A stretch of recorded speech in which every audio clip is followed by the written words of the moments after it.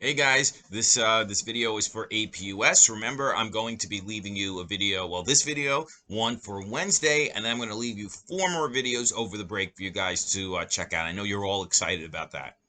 So I'll put the dates on Google Classroom for you guys to check out the video. And again, you can watch it at your own pace. However you like. You don't have to stick to the schedule over break. But for this video, hopefully you're watching this on Tuesday, and then for the video tomorrow, watch that tomorrow. Okay, so today we're going to talk about the New Deal and labor. Now, FDR was a big supporter of the union movement. And the thing is that his support for the union movement emboldened organized labor. Now, remember that the United States has an age-old hostility to unions, right? That goes back really to the 1800s, to even before the Gilded Age. A lot of people feel that unions are socialistic. The whole idea of collective bargaining itself is kind of seen as threatening to the whole capitalist enterprise. Government actively supported big business for most of American history. Actually actively intervening repeatedly to actually bust up unions and to break up strikes. So the government was almost always on the side of business. American society had a distinctly anti-union feeling. So the fact that FDR came into office and actually supported people's right to join a union was a really big deal. It was a really big change. Now, before the New Deal, the vast majority of American workers were not unionized. Steel, cars, textiles, they all resisted unionization, some of the big industries in the United States. But the Depression and a friendly government changed all of that. And it led to the great growth of unions, of organized labor. Now, the oldest union in America was the AFL, the American Federation of Labor. That had been founded back in the 1880s, and it continued being really strong into the 1930s, but it was for skilled workers only. Remember, that was one of the things that actually divided the union movement. The fact that we had a union for skilled workers, but then we really didn't have one for unskilled workers until now, until the 1930s. Now, there was a greater demand to unionize factory workers because the AFL wasn't going to do it. So there was this huge void out there, for a union for factory workers. So entering and blue collar workers and people who worked with their hands, who were unskilled. So entering into this mix was a man named John Lewis, not the legendary civil rights leader, congressman who passed away this year, but man is John Lewis, the union leader. And John Lewis had been the president of the United Mine Workers. And he decided to organize a greater union for factory workers. And that union was called the CIO, the Congress of Industrial Organizations. And that was a union for factory workers. And as time went on, as the years went by, the CIO emerged more and more powerful to the point where it actually rivaled the AFL for influence. Now, the CIO encouraged steel workers, blue collar factory workers. When you call someone blue collar, that means that, like white collar is somebody who works in an office, right? Because they wear a dress shirt or whatever. Blue collar is somebody who works in a factory because, back in the day, they all used to wear blue overalls. So the CIO encouraged blue collar factory workers to join the union. And the CIO welcomed all skill levels into their union. They also welcomed all races and all ethnicities. Now, the Wagner Act, which actually gave workers the right to join a union, accelerated the growth of the CIO. Now, there was a lot of work to do for the union movement because there were a lot of big industries in America, big business that were not unionized. So let's talk about a few. U.S. Steel, which was the biggest steel maker in the United States, resisted unionization, but they were threatened with a strike by the CIO until they agreed to a 40-hour work week and recognition of the union as being the representative of the workers. So that was a really big deal. So we got steel unionized. Now the really big enchilada in terms of trying to get a group of people unionized were America's automakers. Now the United States was a very car centric society. And the thing is, still is, right, in many ways. But the auto industry was very, very resistant to unionization. So when the CIO went in to try to organize the auto plants, that was going to be quite a challenge. They targeted General Motors. Now, General Motors, GM, had a reputation. It was the nation's biggest automaker at the time, and a reputation for being militantly anti-union. And the auto workers were led by a man, one of my heroes, a young union organizer named Walter Reuther. And Walter Reuther actually was trying to get the auto plant workers to join the union. But GM, General Motors, pulled out all the stops to try to make sure that their workers did not join a union. They used spies. They hired, or at least they paid some of the workers to spy on all the other workers to report back to them who's involved in the union movement, which was terrible, right? They used the police to try to intimidate workers, threats of being fired, and ultimately resorting to violence. When workers went out on strike and workers had some sort of work action of some sort, often they either called the police or they hired their own private guards to violently subdue these work actions. It really was terrible. So they basically the unions had to get a creative in terms of how are they going to combat this militantly anti-union feeling in at General Motors. So General Motors, GM workers decide to organize a sit-down strike. Now, a regular strike is usually you stand outside and you strike, right? You protest wherever you work and saying they're unfair, we want higher wages, better hours or whatever, right? Usually the strike happens outside. But the GM workers decide to do a sit-down strike where they just basically stayed in the plant and refused to move. They just sat down and said, force us out. So it was very hard, well, impossible for General Motors to continue making cars when the workers were actually engaged in this sit-down strike. Strike breakers cannot be used because what usually happened in a strike is the workers went out on strike and then they just hired new people to replace them. That was impossible if the workers are actually, it took over the plant basically. So this really was a really big deal. And General Motors asked the governor of Michigan for help. Call out the militia, get these workers out of here. But the governor of Michigan wants to win re-election, so it's not going to help him to look like he's anti-worker during in the middle of the Depression. They asked President Roosevelt for help, not getting that. So this was a big shift, right? Because back in the day, the government could always be counted on to come down the side of business, right? With the injunctions when they just went to court to say, well, if you continue the strike, you'll all be arrested.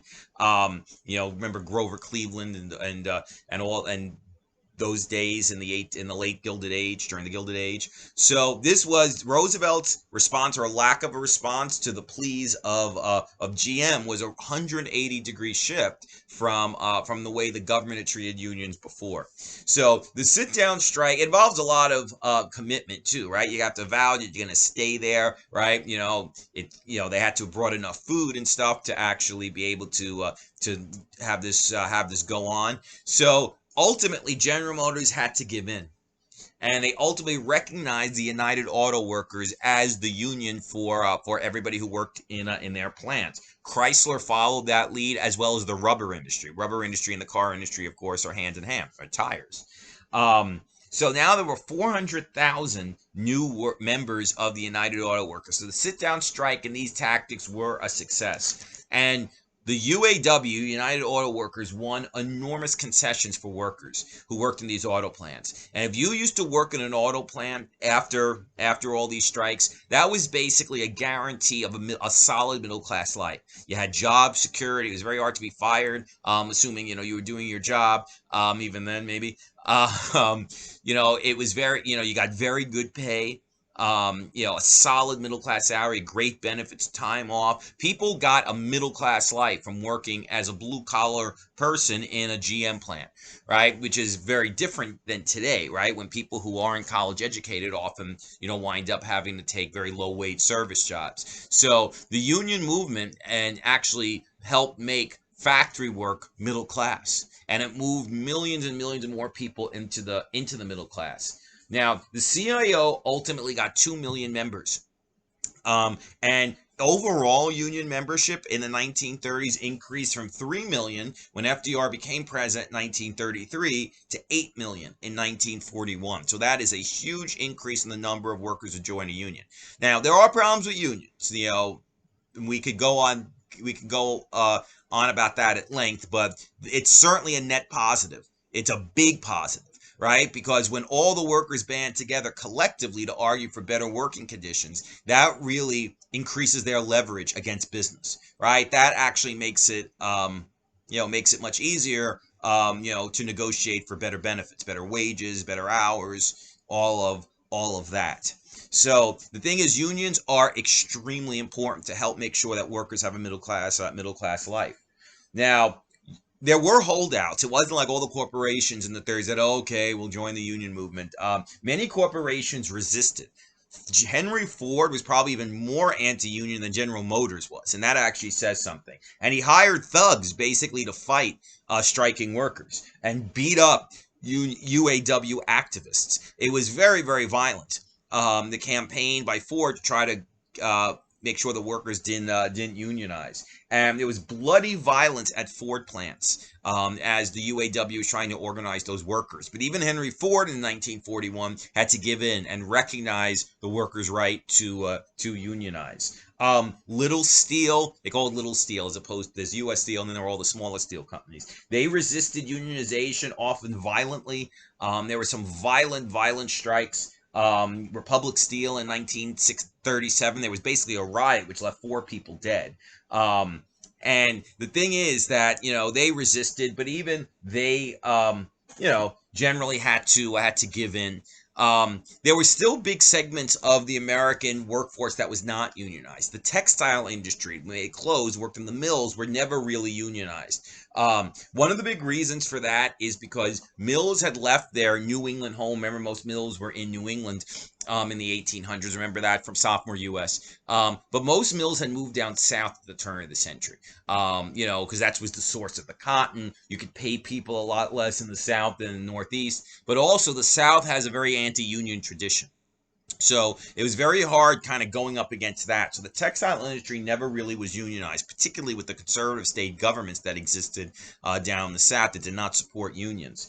By 1940, even though that was great, 8 million workers are unionized, 3/4 of all workers still were not unionized. And, tons of people, maids, clerks, office workers, restaurant workers. So there were huge segments of the economy that still weren't unionized. And this turned out to have fateful consequences because decades later, as the economy changed, as we were kind of moving away from old industrial jobs into more service jobs, a lot of those new jobs a lot of those jobs that grew so much in the, in the ensuing decades, they had never been unionized. Ever. So that trend just continued as the decades wore on. So unions kind of focused on the industries of the 1930s, but they didn't focus on a lot of the work that was being done like by office workers and service workers, and those jobs just grew as time went on. So that's like a really big reason why unions have actually been on the decline for decades. That, and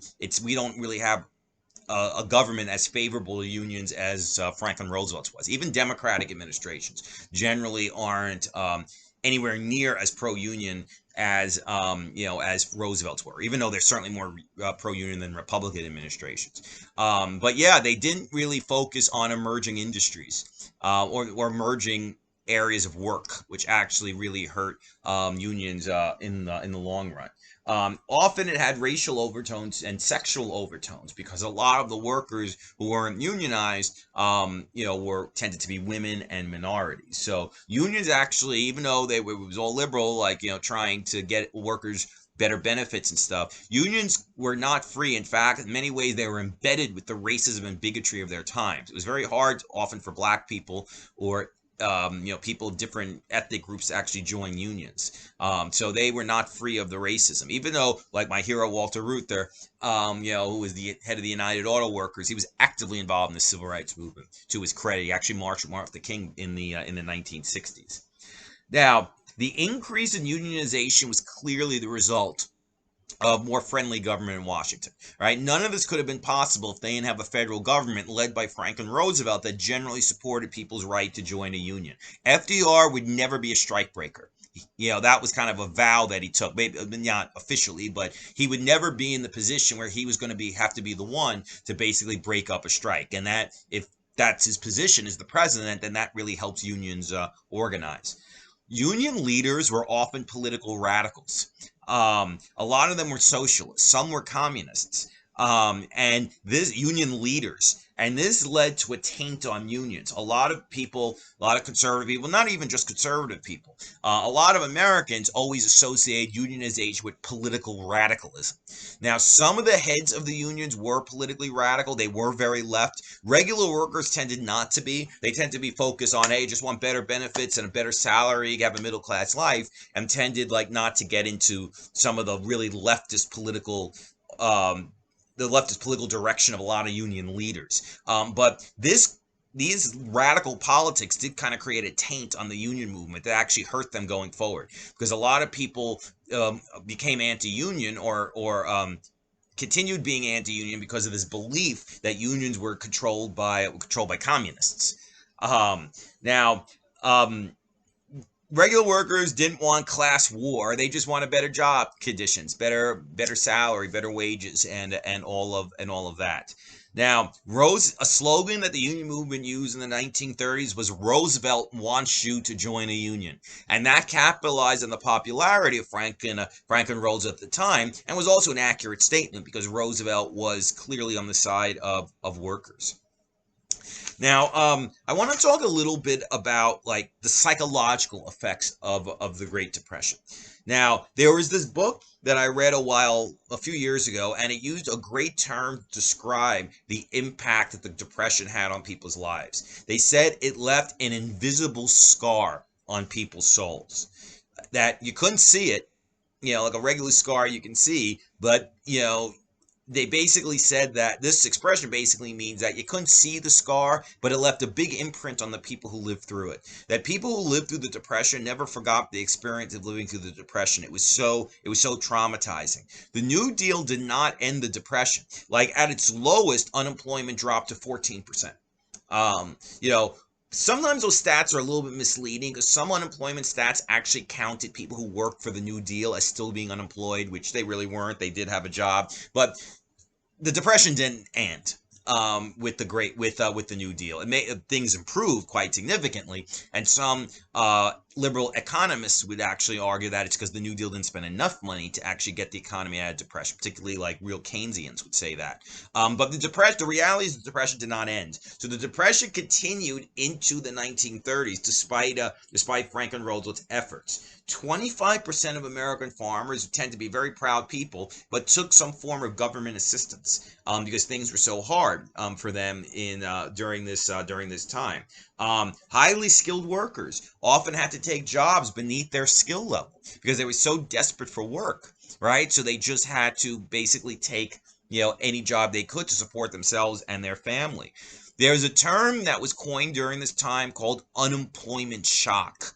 Basically, millions and millions of people were living through during this time, spending all their days looking for work and all their nights worrying about how they were going to support themselves and their family. And when that goes on for months or even years, that takes a huge psychological toll on people. And a lot of habits that started during the Great Depression actually lasted for people for decades afterwards. A lot of people who grew up, in times of such poverty were very, very frugal with their money from that point on, and did not want to spend. Because remembering the days of being very poor. A lot of people who lived through the Great Depression for the rest of their lives never trusted banks because they remember that banks had lost so much of their money in the early days of the Depression. And another expression that was very good that described the way people people felt living through the Great Depression. It left a dull misery in the bones. And that's a real powerful statement that kind of describes the psychological toll that the Depression took on people. Family life was deeply impacted by the Great Depression. The birth rate fell in the 1930s. Now, birth rate generally doesn't fall. Birth rates generally go up.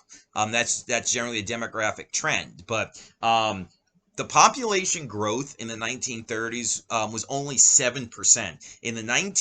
In the three previous decades, it was 20%. And then after the Great Depression, that was the baby boom. It increased even more. But my dad was born in the 1930s, so he was old when I was born. Um, and he remarked to me once that there really weren't that many people his age compared to other age groups. And that's an accurate statement because there really weren't that many babies being born because things were so bad that, a lot of people didn't want to have children. How am I going to support them? It's kind of an understandable sentiment. So the people who were born in the 1930s, is a term for them. They're called the silent generation because there really weren't that many of them. Compared to previous decades and subsequent decades. People who are in the silent generation today, they would be in their 80s now. So people who are in their 80s today are members of the silent generation. So there just weren't that many babies being born during this time, and that had lasting demographic consequences. There are a lot less people from that age group, and it's understandable.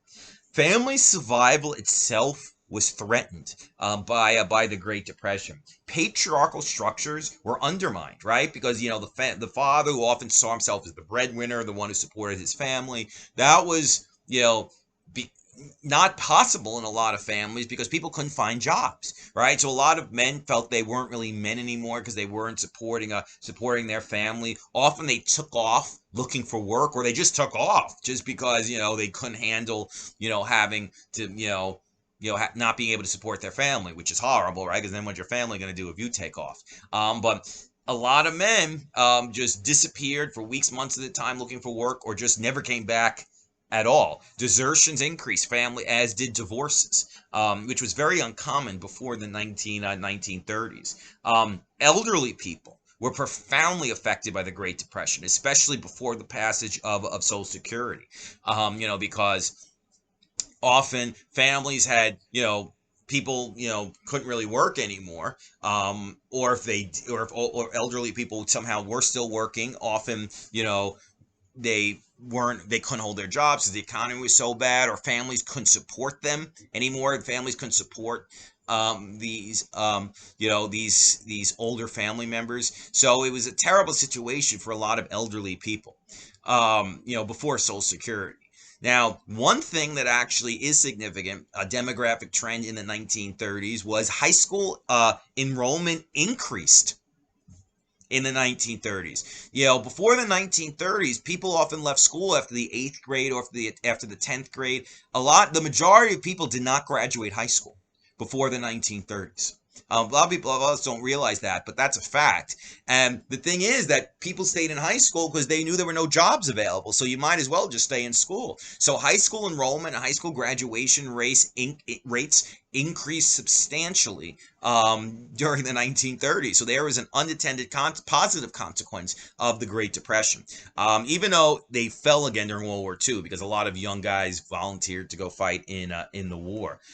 So the Great Depression, though, marked the first time that was the beginning of the trend of the majority of Americans being high school graduates.